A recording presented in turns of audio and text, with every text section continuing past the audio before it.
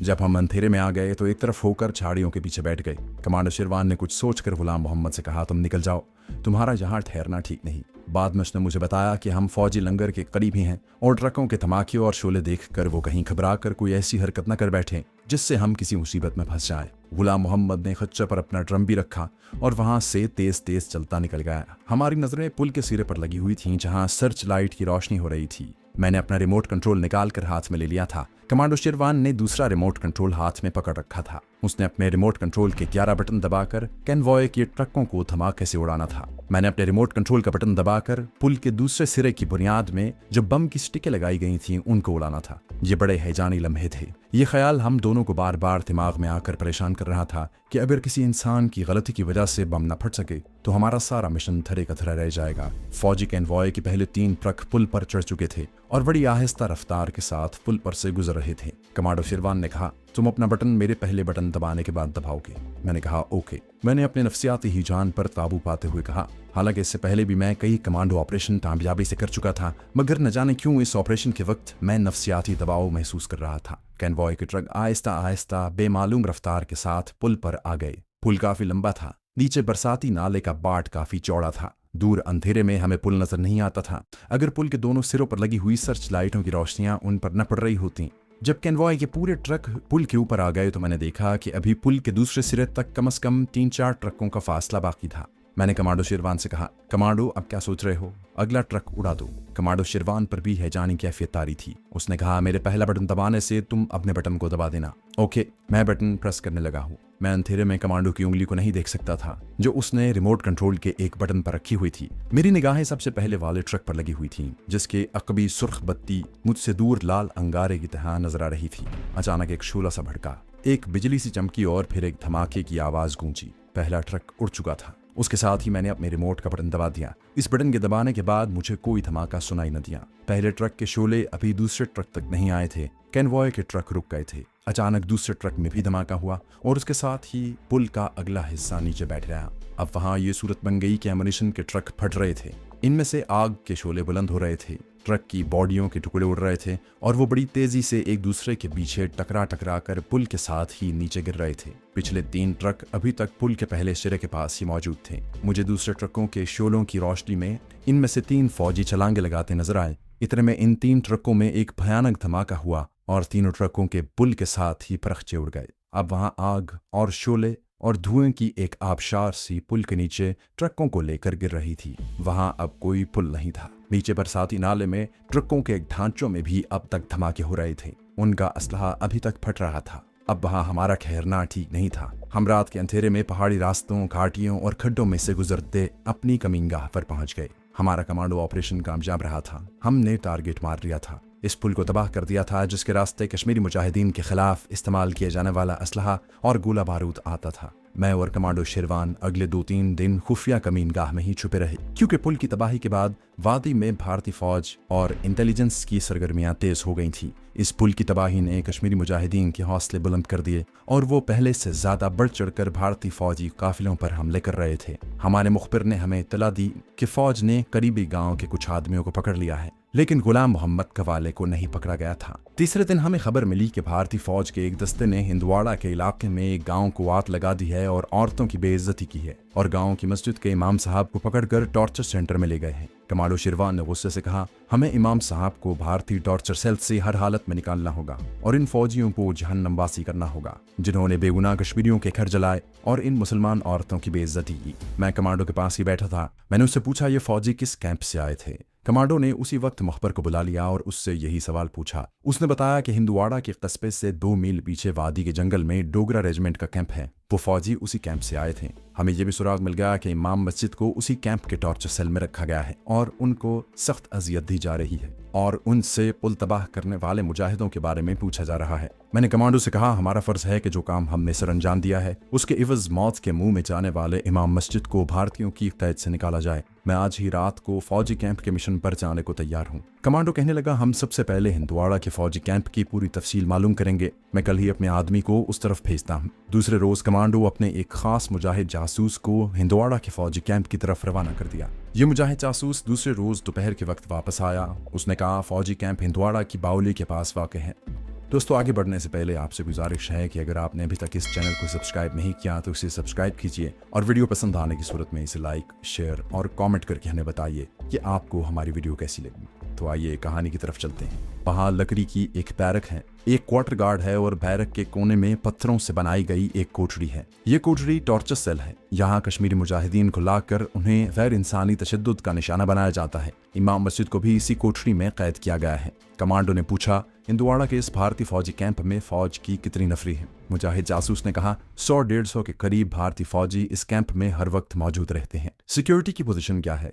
मुजाहिद जासूस की जबानी मालूम हुआ कि फौजी कैंप चूंकि आर्जी है इसलिए इसके गिर्द पत्थर की दीवार नहीं है, सिर्फ खारदार तार की बाड़ लगा दी गई है। इसका सिर्फ एक ही गेट है जहां एक फौजी दिन रात पहरे पर मौजूद रहता है। गेट के अंदर की जानिब 2 मशीन गन पोस्टें हैं। क्वार्टर गार्ड के बाहर फौजी गाड़ियों के खड़े होने की जगह है और रात को कैंप के गिर्द 2-3 फौजी डोगरे गश्त लगाते रहते हैं। कमांडो ने मेरी तरफ देखा और कहा, हमें आज रात ही अटैक कर देना चाहिए। हमारे पास रिमोट कंट्रोल से ब्लास्ट होने वाले इंतहाई ताकतवर कैप्सूल साइज के 10-15 बम अभी मौजूद थे। मैंने कमांडो शेरवान से कहा, हमें अपने कमांडो ऑपरेशन पर थोड़ा मजीद गौर करना होगा। आज रात का प्रोग्राम हमें मुलतवी कर देना चाहिए। कमांडो शेरवान भी सोचने लगा। उसको महसूस हुआ कि वाकई इस मिशन के लिए जुर्रत और दलेरी के साथ साथ अक्लमंदी की भी जरूरत है और हमें पूरी मंसूबाबंदी करके कमीनगाह से निकलना चाहिए। दूसरा सारा दिन हम हिंदवाड़ा फौजी कैंप के बारे में गौर फिक्र करते रहे। इस दौरान कमांडो ने अपने एक मुजाहिद को, जो बेहतरीन फोटोग्राफर भी था, हिंदवाड़ा के भारतीय फौजी कैंप की तस्वीरें उतारने के लिए भेज दिया। यह मुजाहिद रात को वापस आया।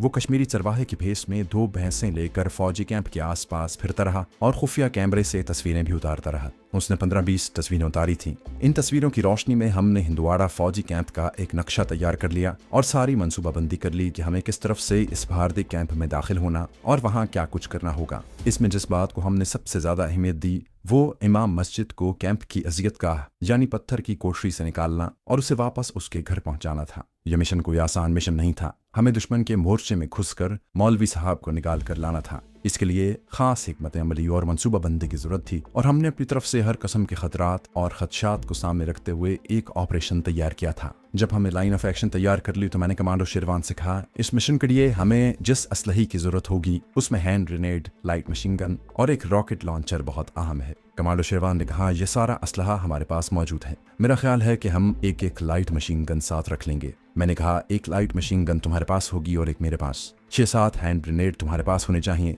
मेरे पास भी इतने ही ग्रेनेड होने चाहिए। रॉकेट लॉन्चर एक ही काफी है जो अब मैं अपने पास रखूंगा, लेकिन मैं दिन के वक्त इस फौजी कैंप को देखना चाहता हूँ। हमने दूसरे रोज का वक्त तय कर लिया। दूसरे रोज सुबह सुबह सूरज के निकलने के बाद हम चरवाहों के भेस में एक बकरी साथ लेकर हिंदवाड़ा के भारतीय फौजी कैंप की तरफ निकल गए। हम एक घाटी और 2 पहाड़ी टीलों के दामन में से गुजरे। उसके बाद हिंदवाड़ा कैंप के जंगल में आ गए। कमांडो शेरवान इस सारे इलाके से अच्छी तरह वाकिफ था। हमने एक छोटी दूरबीन अपने पास रखी थी। बकरियों को साथ चलाते हम भारतीय फौजी कैंप के सामने की तरफ एक छोटे से पहाड़ी तिब्बे के पास आकर रुक गए और दरख्तों के पत्ते तोड़ तोड़ कर अपनी बकरी को डालने लगे।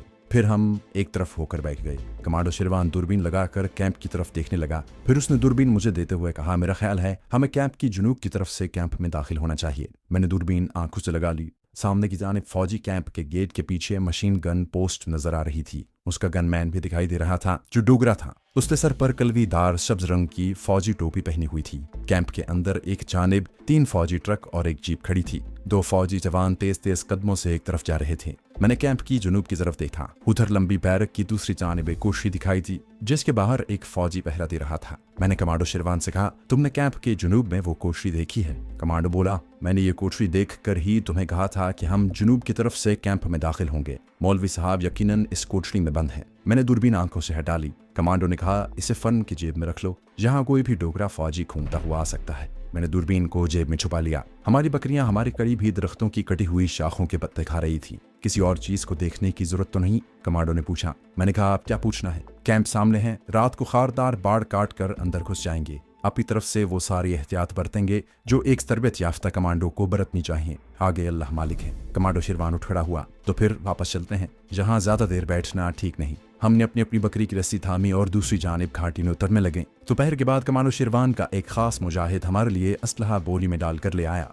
2 लाइट मशीन गन्ने और उनका मैगजीन था। एक रॉकेट लॉन्चर था जिसके साथ 4 रॉकेट लगे हुए थे और 12 हैंड ग्रेनेड थे। इसके अलावा हमारे पास रिमोट कंट्रोल वाले 10-12 कैप्सूल बम भी थे। कमांडो ने एक खास आदमी को हिंदवाड़ा कैंप की तरफ ये मालूम करने के लिए भेजा हुआ था कि इमाम मस्जिद कैंप वाली कोठरी के टॉर्चर सेल में ही है या उसे किसी दूसरी जगह पहुंचा दिया गया है। शाम को उस आदमी ने वापस आकर बताया कि हमारी इत्तला के मुताबिक मौलवी साहब कैंप के अंदर ही हैं और कोठरी वाले टॉर्चर सेल में उन्हें बड़ी वहशियाना अजियतें दी जा रही हैं और रात को उनकी चीखों की आवाजें आती हैं, जिसे सुनकर हमारा खून खौल उठा। मैंने कमांडो शेरवान से कहा कि हमें इस कैंप के किसी भारतीय फौजी को जिंदा नहीं छोड़ना चाहिए। इन लोगों ने हिंदवाड़ा के गांव के मकानों को नजरे आतिश करके न जाने कितने बेगुनाह कश्मीरी मुसलमानों को जिंदा जला दिया है और औरतों की बेहुरमती की है। कमांडो पर गहरी संजीदगी तारी हो गई। कहने लगा, मेरे दोस्त ऐसा ही होगा। उस रात हमने कश्मीरी चरवाहों का भेस बदलने की बजाय फुल कमांडो वर्दियां पहन ली। स्याह तंग पतलूने, ऊपर स्याह जैकेटें, घुटनों तक चढ़े हुए स्याह बूट, कमर के साथ बंधी हुई मैगजीन की बेल्टें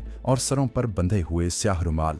हमने अपने चेहरों पर स्याह रंग की लकीरें डाल ली। एक मुजाहिद कमांडो हमने अपने साथ ले लिया था। वो देहाती कश्मीरी के लिबास में था। हम रात के अंधेरे में खच्चरों पर बैठकर अपने मिशन पर निकल खड़े हुए। हमारी जैकेटों के पाउच में 6-6 हैंड ग्रेनेड थे। कांधों के साथ एक लाइट मशीन गन लटक रही थी। रॉकेट लॉन्चर और 4 रॉकेट मैंने अपने खच्चर पर आगे रखे हुए थे। कमांडो शेरवान की जैकेट के पाउच में 12 कैप्सूल बमों वाला पैकेट और रिमोट कंट्रोल भी था। उसके अलावा मेरे पास भरा हुआ साइलेंसर वाला रिवॉल्वर और एक कमांडो चाकू था। एक पिस्तौल कमांडो शेरवान के पास था। खारदार तार काटने वाला प्लास मेरी बेल्ट के साथ लगा हुआ था। वो रात बड़ी अंधेरी थी। आसमान पर तारे बादलों में छुपे हुए थे। पहाड़ी रास्तों पर तारीकी छाई हुई थी। हमारे खच्चर आहिस्ता आहिस्ता हिंदवाड़ा के भारतीय फौजी कैंप की तरफ चल रहे थे। कमांडो शेरवान का खच्चर आगे था। उसके पीछे मेरा और मेरे खच्चर के पीछे अपने मुजाहिद का खच्चर था। हिंदवाड़ा तक का पहाड़ी इलाका हमारे लिए कोई नया रास्ता नहीं था। मैं इससे पहले भी इस इलाके में कश्मीरी हुर्रियत परस्त मुजाहिदों के साथ मिलकर भारतीय गासिब फौजियों के खिलाफ कई मार्के अंजाम दे चुका था और कमांडो शेरवान तो रहने वाला ही इस इलाके का था।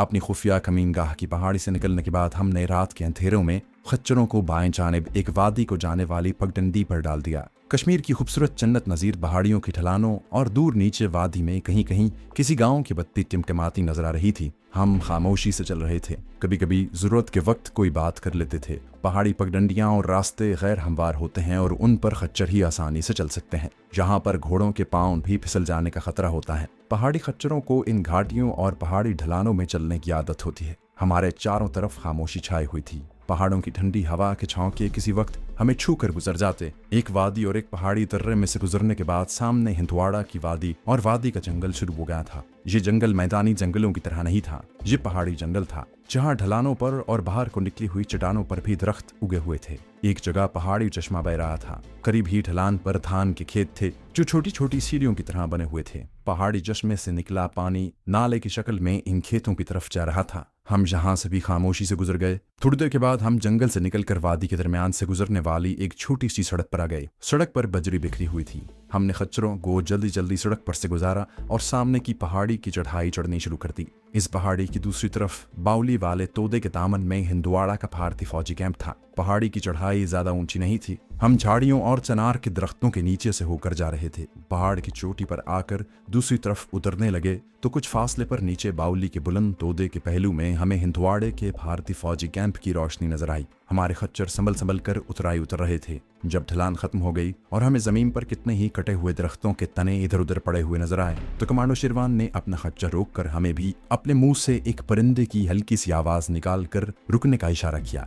मैं और मुजाहिद अपने खच्चरों पर बैठे कमांडो शेरवान के पास आकर रुक गए। कमांडो शेरवान ने आहिस्ता आवाज में कहा, हम टारगेट पर पहुंच गए हैं। अब हम में से कोई नहीं भूलेगा। हम सिर्फ अपने मखसूस इशारों में बात करेंगे। हमें खांसी और छींक को मुंह में कपड़ा डालकर रोकना होगा। कोई सवाल, कोई शक? मैंने और अपने कश्मीरी मुजाहिद ने हाथ ऊपर उठाकर आहिस्ता से कहा, कोई सवाल नहीं। कमांडो शेरवान ने आहिस्ता से कहा, गो। और हमारे खच्चर एक दूसरे के पीछे चलने लगे। अभी हमने एक दूसरे के दरमियान फासला नहीं डाला था। अभी इसकी जरूरत नहीं थी। हमारी आंखें रात के घुप अंधेरी की आदी हो गई थी और हम एक दूसरे के जिस्मों के खाके बड़ी आसानी से देख रहे थे।